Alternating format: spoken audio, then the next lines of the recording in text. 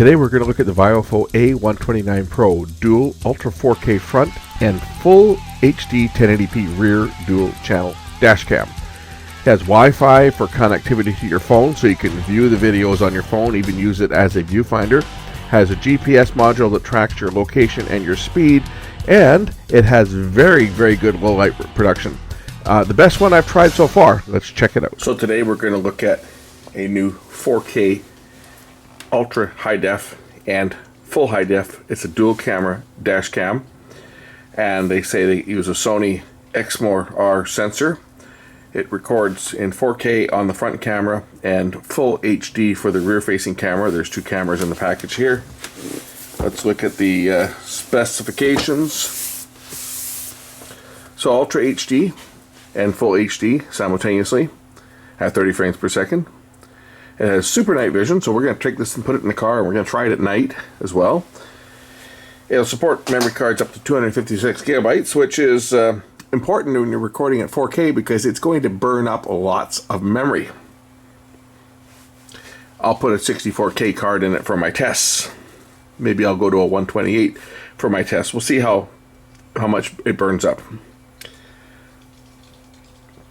It supports Wi-Fi, so you can download your clips to your phone with the app. Has a buffered parking mode, and you can operate it with Bluetooth, which is optional, and you can also get an optional GPS logger.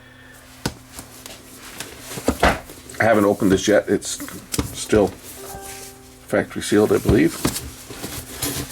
We'll take a look at the goods.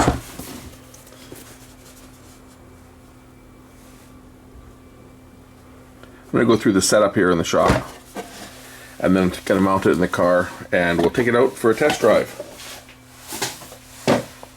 I'm always looking for the best camera for my own car, so this could very easily, if the tests prove positive, could very easily become my dash cam of choice. But in the package, here are the two cameras and the instruction manual and accessories. The accessories include, holy smoke, look at that cable. You know this is going to be good because it's actually using a digital cable to connect. And what is this? Some sticky tape. Just tape it on. And this little gadget here, this is for shoving the wires in behind your upholstery and stuff to hide them. So all the good camera kits come with one of these. They're very useful. And they're useful after you've finished installing your camera for doing other things like hiding speaker wires and stuff under your baseboards in your house. And we'll go through all the parts, and then we'll set this thing up, and then I'm going to install it in the car. What is this thing? Is this just, oh, this is just a USB reader.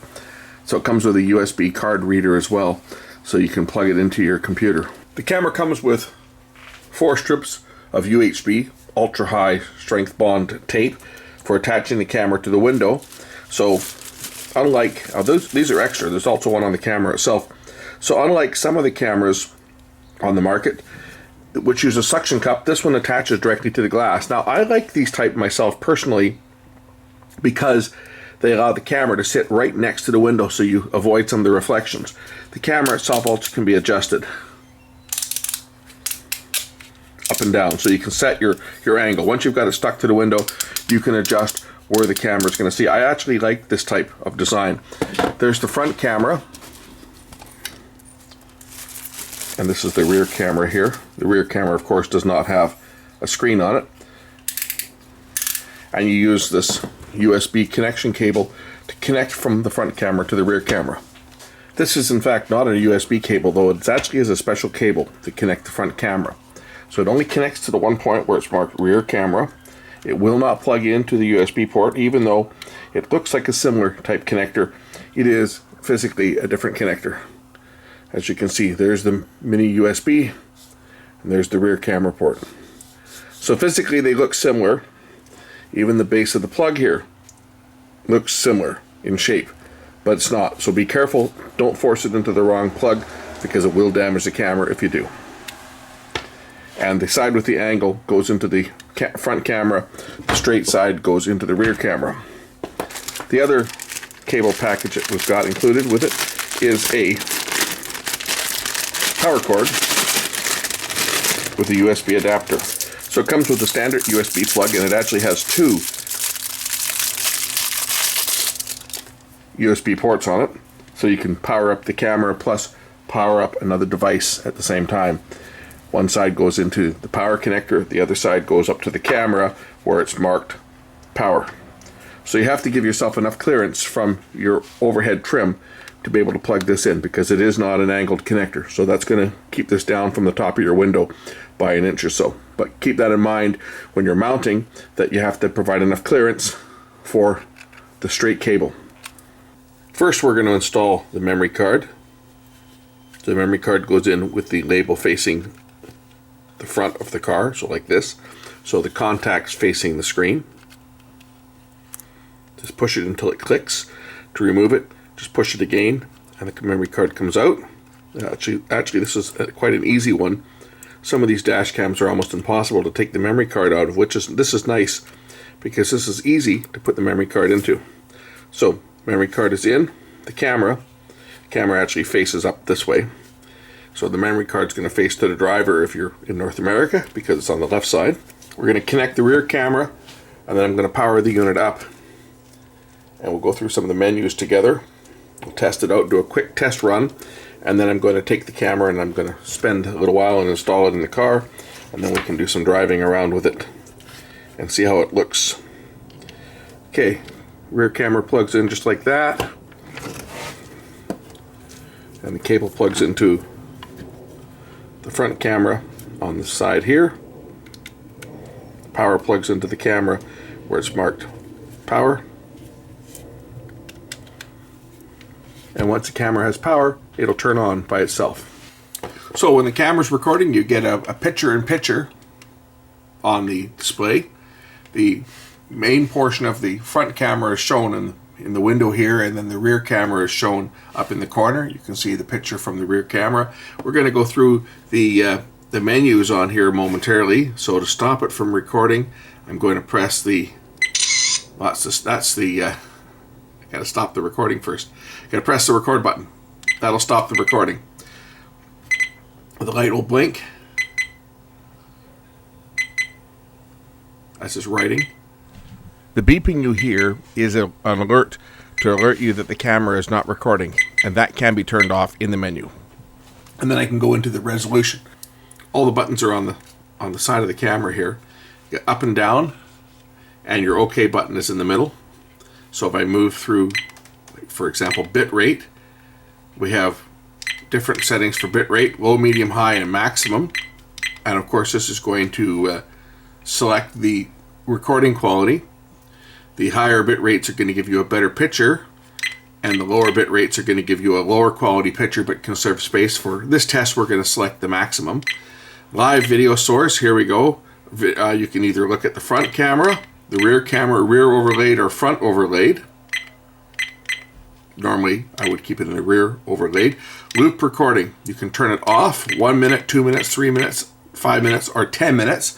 This is for each clip. We'll just set it for 5 for now. Wide dynamic range, on or off.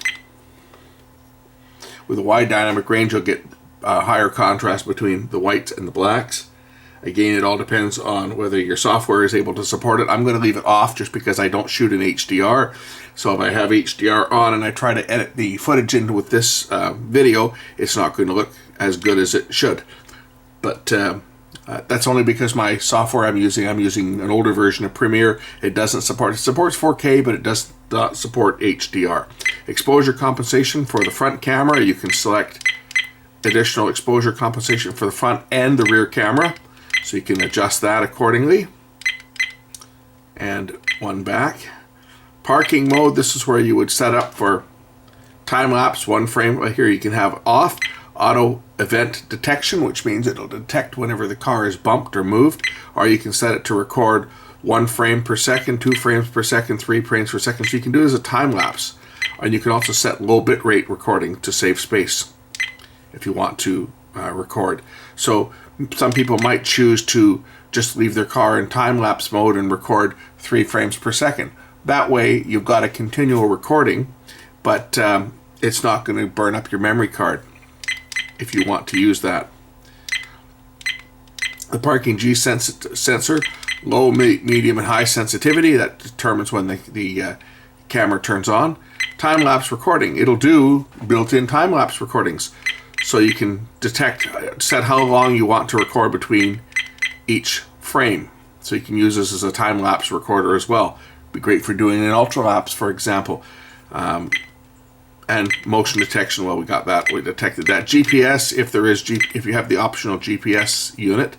The same with speed, you can have it detect miles or kilometers. G sensor, you can select low, medium, or high sensitivity. This is for locking files. For example, if you're in an accident. The problem I find with the G sensor settings is that if you had it set too high, what's going to happen is every time you hit a little bump in the road, it's going to lock the file. And if you're not paying attention, before long, you end up with a memory card full of locked files. And of course, every time you lock a file, depending on how long the clip is, if you're recording in 10-minute segments, for example, you've just burned up 10 minutes of your time. So you have to keep checking the memory card. I generally don't bother with that myself. Wi-Fi on and off, you can select 2.4 or 5 gigahertz. That is for when you want to pair the device with your phone for reviewing clips on your phone. Date and time stamp on and off, I'll turn it off. GPS info stamp, you can have it put everything on there if you want. Or you can have it just say the speed. We'll just leave it. I don't think this has got, I don't think this one's got, I'll even put the, whoops, stop. We gotta stop it first. Okay, it beeps when it's not recording to let you know that it's not recording. Let me go back down here. GPS, I don't think this has got it, but we'll just try it and see. Date stamp, we'll turn it on just for this demo. Normally I don't have it on myself, but camera model stamp, we don't need to have that on there, so we'll turn that off. Record audio, that determines whether you want the built-in mic to record audio or not. I normally leave it off, but I'll leave it on for the test. Screensaver, 1 minute or 3 minutes, or 1 second, or 3 minutes, but it's going to turn the screen off, so it's not going to keep the screen running all the time, it looks like. And boot delay, off, 5 seconds, 10 seconds. That's great if you're just going to get in your car and turn your car on for a few seconds to, say, open a window or something, and you don't necessarily want the camera coming on. Date time, this is where we can set the date and time. So let's set the date and time here. Today is the 17th of November, and the time is 1:38. So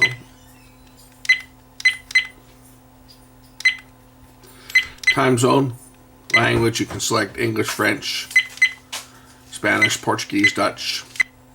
The beep sound, you can have all on, startup sound only or button press. So that way, normally it beeps when you're not recording. So you can have it beep when you're not recording or only when you're pressing buttons. Frequency, we're in a 60 hertz country here. TV mode is NTSC. Image rotation, that's so you can rear camera mirror image, for example. Let's go back one. Where are we here?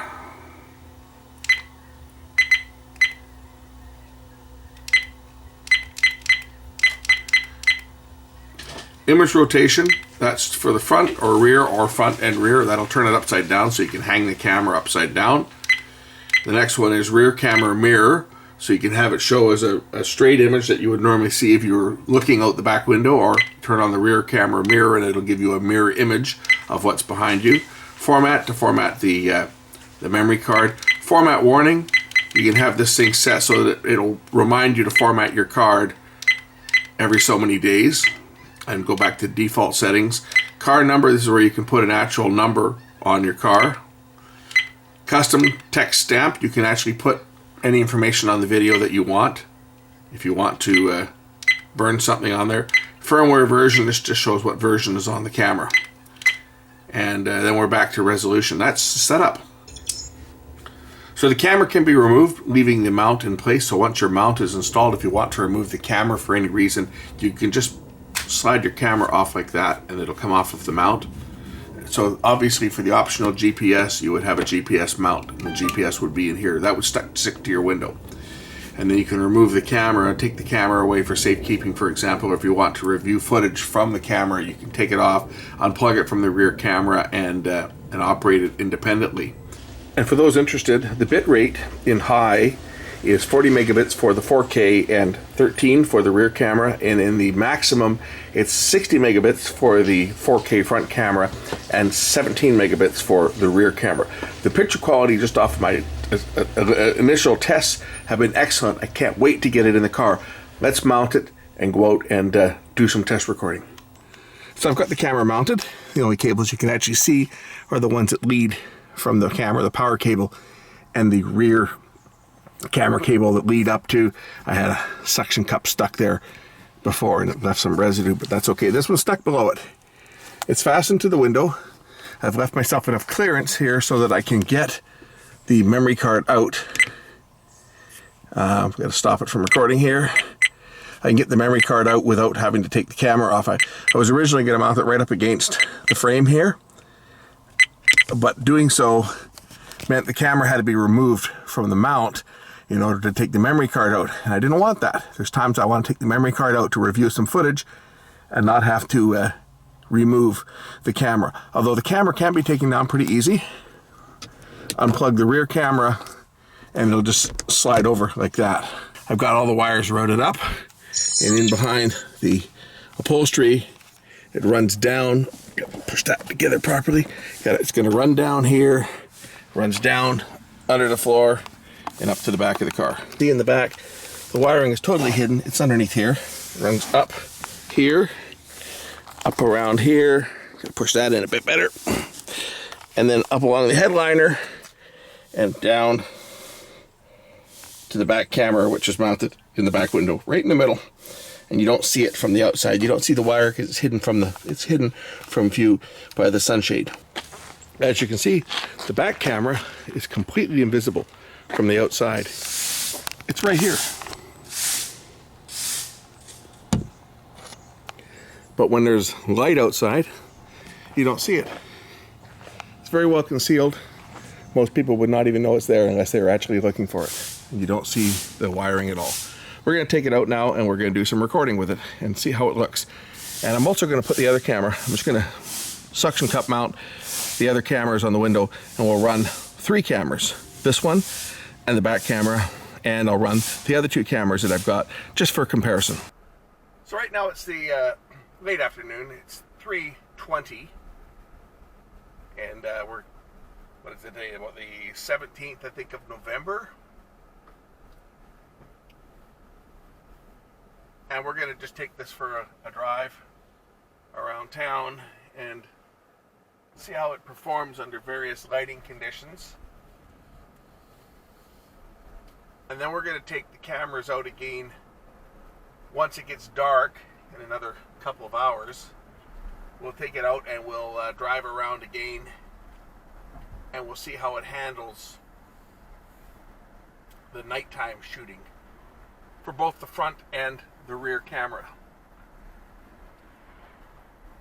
Now the new one here, that's display is still running. I've set it for 3 minutes, but it does shut off after a few minutes, which it's nice, I guess, for some people. And the fact that it's sitting at an angle on the window, I actually like it. It's very unobtrusive, much more unobtrusive than the other cameras, because it's flush against the windshield, which is a really nice feature. I'm liking the aesthetics of this one already, just because of the way it's mounted. It's stuck to the window using double-sided tape, so the lens is very close to the glass, which will minimize reflections. The other cameras that tend to hang down from suction cup mounts, generally, if you've got a steep rake on your window, such as I do on this car, they generally tend to pick up reflections. And on my other camera, on my Van True, for example, I can see my infotainment center, the screen on my infotainment center, reflecting off the glass and being picked up by the lens. So it's nice to get the lens in as close as possible to the windshield. It's that way it minimizes reflections off the dash. So that's a plus going for it right there. The second big plus, of course, will be the 4K recording format. I can already see myself purchasing a 128 gig. Well, I actually have one. I just put a 64 gig in for this comparison, but I can see myself running a 128 or even a 256 in this camera. And I've mounted this camera because already my preliminary test recording that I did in the workshop, when I played back the initial first recordings I made, I was pretty impressed. It is recording at 4K. And it doesn't look to be a scaled up 4K either. It looks to be a true 4K. I have it set at 60 megabits per second recording bit rate right now, just because I want to get the very, very best quality. But in all likelihood, once I put the camera into service, I'll probably use 40 or maybe even 25. I think the next one down is probably 20 megabits. There's 4 different settings. I'll experiment with them, but for the test here today, I'm only using the very best quality. And I'm going to encode this at 60 as well. I'm shooting the other footage on my camera. I think it was shooting at 62. So I'm shooting the whole video, the demo on the bench as well as this. It's all being shot in 4K at 60 megabits per second. And I'll encode it at the same encoding rate before I upload it. Now, YouTube, of course, is going to change that. They are going to reduce the quality because that's what YouTube does. But, it's going to be as good as YouTube is capable of carrying the video. If you press any button on the camera, it will turn the screen back on. The far button on the right is used to cycle between the different views. And I'm going to pull over here in a bit and we'll go through the operation, because I can't work my other camera obviously while I'm driving. That would result in a really big ticket. So you've got your snapshot, your record, start, stop. This one here is your emergency. This one here turns the microphone on and off. It'll turn the light on when the microphone's recording. And this one here changes your view. That one's the microphone mute. So you've got your snapshot, your record, start, stop. This one here is your emergency. This one here turns the microphone on and off. It'll turn the light on when the microphone's recording. And this one here changes your view. So if you press this one normally, it'll show you the front view and the main portion of the screen, and the back camera and the rear portion, or the corner. If you press this button, it'll cycle between the rear camera, the front camera, and then the rear and the front camera, full screen rear camera, front camera in the little square, or the big square, the big portion, rear camera in the window, and then opposite, front camera in the window, rear camera on the main portion of the screen, and then back to full screen. Now again, it does shut off after 3 minutes. So you press this button here to get the picture back on. Starting to get darker out now. The sun is starting to set, and we're going to take the camera out in total darkness and see how it performs. But just one last shot in the day.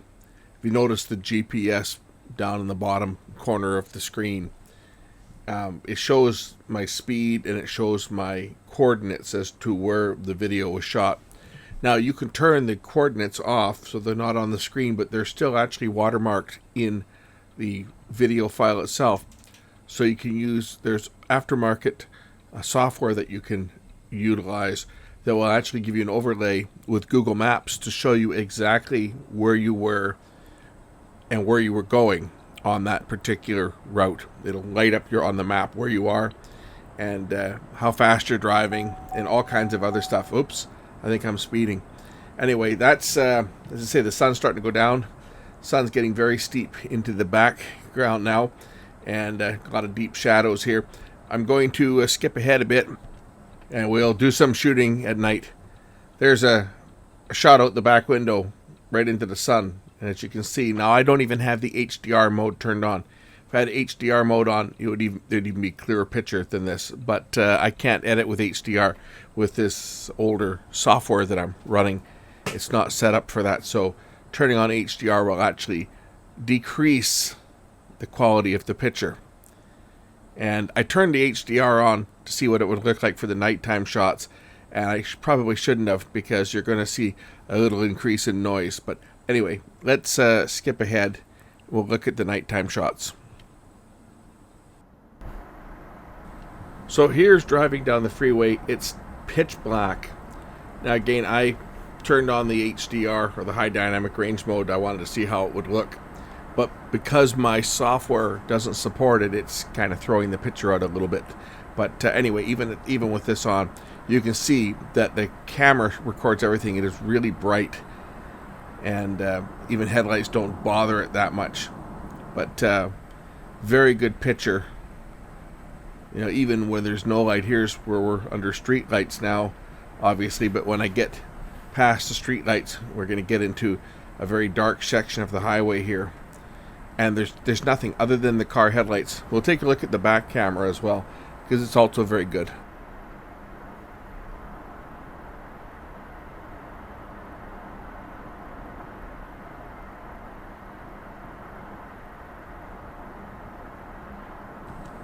And for a comparison, here's the Van-True camera, the 1080 Van-True in the dark. As you can see, nighttime wise, it's much darker.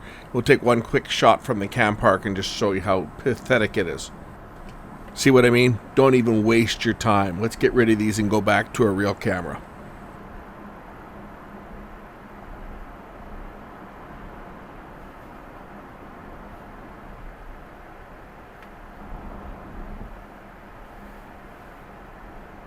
No question, the VIOFO 4K A129PRO just blows the doors off those other ones.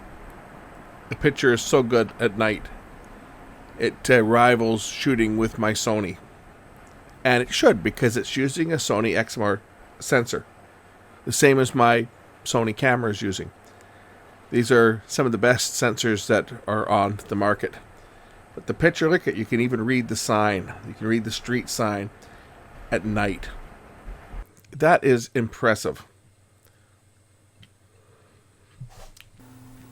One of the things I like about this camera is that you can take it out of the car. It says no GPS because the GPS is actually in the base that's mounted to the glass. And that is an option. I have the option on this camera, but you can buy this camera without the GPS option. But I do have the option on this camera. So it does record the speed, and it records the coordinates, which you can turn on or turn off if you desire. I'm going to demonstrate the app now. So the camera itself, this is it, the image on the camera goes off after, you can set it for up to 3 minutes.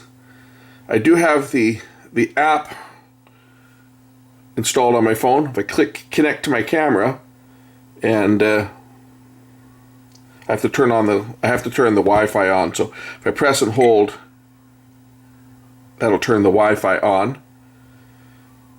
And now that the Wi-Fi is on, I can continue and connect to the Wi-Fi on here. So let me just connect to the camera. And once I connect to the camera, you'll see that whatever the image that the camera sees will also show up on my phone. Isn't that neat? So while you're filming, while you're recording, it will show the back camera up in the corner here, and it will show the front camera on the rest of the screen. You can also play back your pictures and control the camera. All we have to do is press the stop button to stop recording. And now I can go into setup. The camera's going to beep, by the way, when you're not recording. That can be turned off. I just haven't done that yet. If I go into the settings, it'll give me a list of all the clips. So for example, when I was testing it, I took it out for a little drive tonight. Here's a front and then I would picture. Have a full large screen that I could look at the camera clips on in real time. It's pretty impressive. I've got the picture displaying on my phone now. I've just got to look at the camera clips. So here's the rear camera in real time, playing back on the phone. It's and it's recording my audio. I've got the sound is actually very good. Displaying on my phone now. I've just got it stuck in its little cubby hole where it sits, and the picture is showing.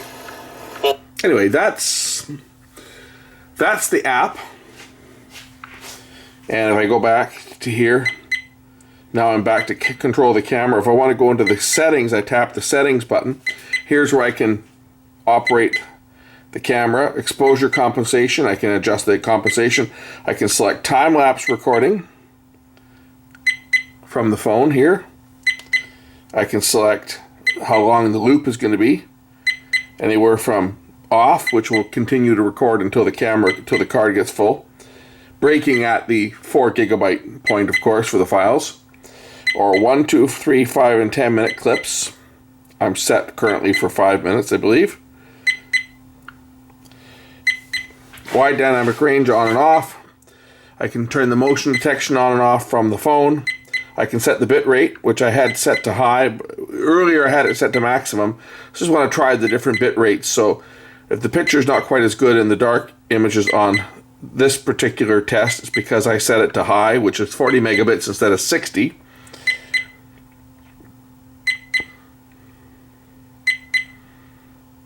A notification sounds, here we go. I have startup sound, button beep only, or off. So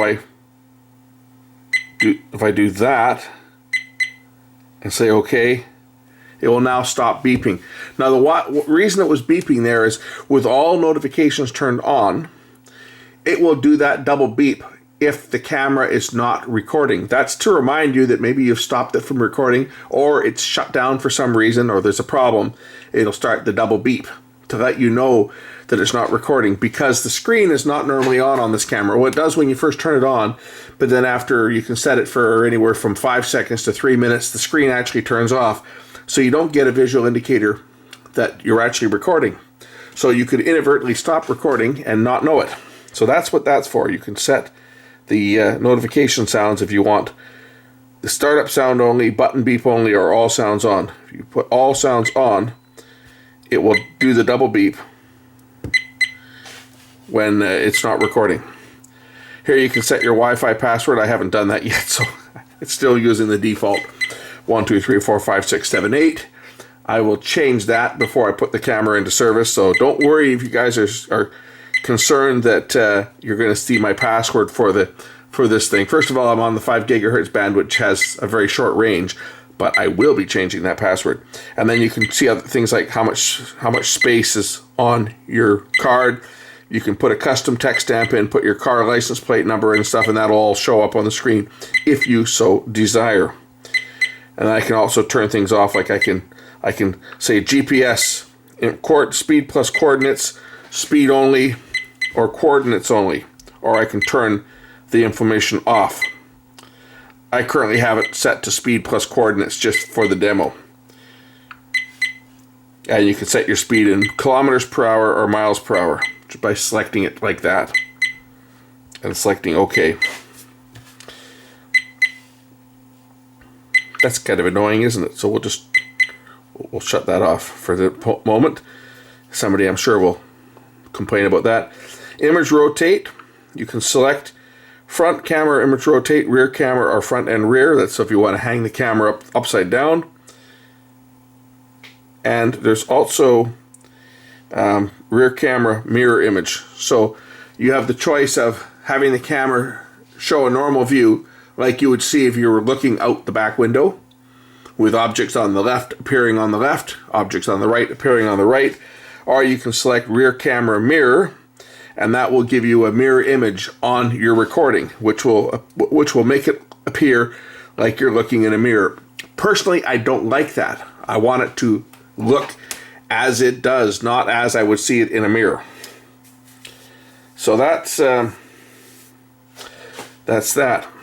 Live video source. Pick the front camera, rear camera, both front and rear overlaid, or front, both rear and front overlaid, right? Both cameras front and the rear overlaid and so forth. And GPS on and off.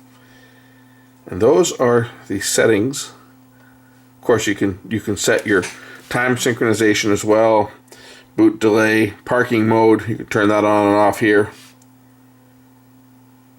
You can have it record 1 frame per second or turn it off, or have auto event detection, so if the shock sensor goes off, it will record. These are all features that you can set up through the app, as well as you can do the same thing on the camera itself by pressing the buttons on the camera. You can do the same thing here, going through the menus. It's easier to do it on the phone.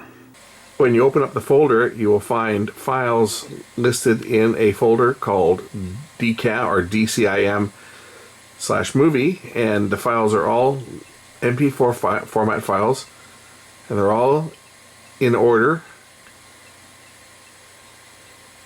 They're named by the date in the year, month, and day, and then the time that the file was recorded. So in this case, 23:03:37 for 37 seconds. F means front camera, and the next one is 22:03:38 for the rear camera. And then the next one you'll see is 22:08:38, 22:08:39 for the front and rear cameras, because I have the clips set for 5-minute loops. And these are the files that are produced for those 5-minute loops. This time I recorded them in the not the highest quality, but the next one down, what they call high quality mode. Let's inspect the files and see what the files look like.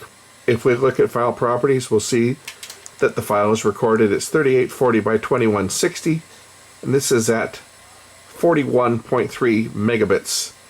The sound is at 96 kilobits, 1 channel, 32 kilohertz sampling rate. That's for the front camera. Now let's look at one of the rear camera pictures. Again, this is not the highest quality. We'll look at one of the other ones here momentarily. Okay, we'll see that if we look at the details, it's 1920 by 1080, and here's the frame rate 30 frames, and the data rate 13.8 megabits, again with the same sound. If we look at the properties for one of the files recorded at the highest bit rate, you'll see that it's recording it at 59 megabits. 58979 is the bit rate for the video, and then the total bit rate 59075 when you add the audio. That's for the front camera. Let's take a look at the rear camera now. And here's the rear camera, 1920 by 1080. 15.563 megabits is the video bandwidth for the rear camera in the highest quality mode. Now, of course, this is going to deliver a little bit better picture than the next one down, but at the expense of your recording time. Whoops, just a little bit too much torque there. I hope you enjoyed this overly long presentation, but I think that I had to make it this length just to kind of go over all the features of this camera. Again, it's an expensive camera, but it's the best one that I've tried. It's, you know, nothing else I've tried, and I've tried a lot of dash cameras. I've got about 6 or 7 right now that have been sent to me to try out, and they all really fall quite short. The best one that compares to this, but it's only a 1080 camera, is the Vantru, but it's only 1080. And I think that the image quality, if you look at license plates, you can read them clear as a bell with this thing. Image quality wise, nothing I've tried so far even comes close. Yes, this one's quite expensive now. It's a new camera on the market, but I think that it's worth it. And the fact that you've got the GPS module on there, it logs where you go, it logs your speed. You got the front and the rear camera, and again, you can get the parking module. Now, what the parking module does, it connects to your 12-volt accessory so that it will continue to power the camera when the car's turned off, but it does have low voltage protection, so if the battery, if your car starts to run down, it will cut the camera off, so it won't run your battery completely flat. Anyway, I think that this one here is a winner. It's the best that I've tried. It's the camera that's staying in my car permanently, because look at that detail. Look at the detail in the trees. This thing is just incredible. And I'm going to do some of my road trips next summer. I'll be, instead of putting a camera in my window to mount to shoot stuff, I'm going to be shooting them on this, because the quality of this camera is just amazing. Anyway, link to it is in the description. Thanks for watching. We'll catch you in the next one real soon. Bye for now.